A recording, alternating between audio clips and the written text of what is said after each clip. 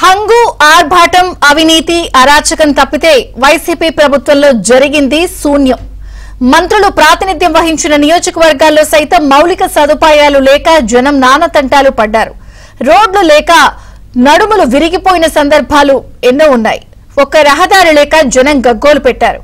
కూటమి ప్రభుత్వం అధికారంలోకి వచ్చిన నేపథ్యంలో గోతుల రోడ్లు బాగుపడతాయని జనం ఎదురు చూస్తున్నారు.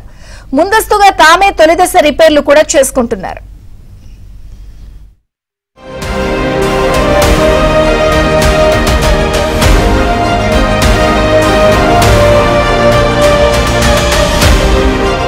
గత వైసీపీ ప్రభుత్వంలో రోడ్ల పరిస్థితిని పెద్దగా వివరించాల్సిన అవసరం లేదు. ఏ రోడ్డు చూసినా ఏమున్నది గర్వకారణమని పాడుకోవాల్సి వస్తుంది. అధ్వాన్నంగా ఉన్న రోడ్లపై ప్రతిపక్ష పార్టీలు, ప్రజా సంఘాలు ఎన్ని విధాలుగా నిరసనలు, ఆందోళనలు చేపట్టినా ఫలితం కనిపించలేదు. రాష్ట్ర వ్యాప్తంగా వందల రోడ్లు చండాలమైన పరిస్థితుల్లో ఉన్నాయి. గుంటూరు జిల్లా ప్రత్తిపాడు నియోజకవర్గంలోని రోడ్లు గోతులమయంగా మారిపోయాయి. మాజీ మంత్రి మేకతోటి సుచరిత ప్రాతినిధ్యం వహించిన నియోజకవర్గం అయినప్పటికీ ఆమె హయాంలో ఒక్క రోడ్డు వేసిన పాపాన పోలేదు. ఈ మీడియా ముందుకు రావడానికి ఈరోజు ఒక బలమైన కారణం ఉందండి. మాకు ప్రతిపాడు నుంచి గొట్టిపాడుకు రావడానికి రోడ్డు అనేది చాలా చండాలంగా ఉందండి. అయితే దీన్ని కనీసం గ్రావెల్ తోలిచ్చైనా బాగు చేయించమని గడిచిన 5 ఏళ్ల నుంచి మేము చాలా పోరాడుతున్నాము.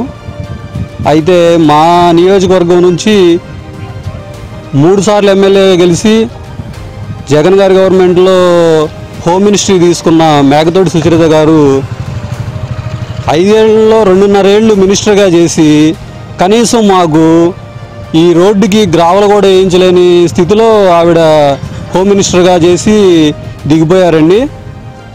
మేము దానికి చాలా బాధపడ్డాము. ఒక హోమ్ మినిస్టరు తనకు సంబంధించిన సొంత నియోజకవర్గంలో, అందులోనూ పెదగొట్టిపాడు మేజర్ పంచాయతీకి ప్రతిపాడు నుంచి గొట్టిపాడుకు రావడానికి ఒక రోడ్డుని గ్రావెల్ కూడా దోలించలేని స్థితిలో ఒక హోమ్ మినిస్టర్ గారు ఉన్నారండి. గత కొన్ని సంవత్సరాలుగా ప్రతిపాడు నుండి గొట్టుపాడు మీదుగా వెళ్లే ప్రధాన రహదారి పెద్ద గుంతలతో వాహనాలు ప్రయాణించడానికి వీలు కాని పరిస్థితి ఏర్పడింది. గత వైసీపీ ప్రభుత్వంలో ఈ రహదారికి టెండర్లు పిలిచి అట్టహాసంగా వైసీపీ నేతలు ఆయా పనులకు శంకుస్థాపన కూడా చేశారు. ఇక తమ గ్రామానికి మంచి రోడ్డు ఉంటుందని సంతోషపడ్డారు. కానీ ఆ సంతోషం పగటి కలగానే మిగిలిపోయింది. వైసీపీ ప్రభుత్వం రోడ్డుకు శంకుస్థాపన అయితే చేసింది, కానీ బిల్లులు కూడా ఇవ్వని కారణంగా సదరు కాంట్రాక్టర్ మధ్యలోనే పనులను ఆపేశాడు. అంతలో ఎన్నికలు రావడంతో కొత్త ప్రభుత్వం ఏర్పడింది. ఎన్నికల ప్రకటన తర్వాత ఎవరూ పట్టించుకోకపోవడంతో రోడ్ల పరిస్థితి మరింత దయనీయంగా మారింది.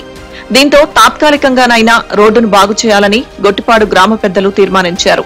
స్వాతంత్ర్య దినోత్సవం సందర్భంగా రోడ్డును చదును చేసే కార్యక్రమానికి గ్రామ పెద్దలు శ్రీకారం చుట్టారు.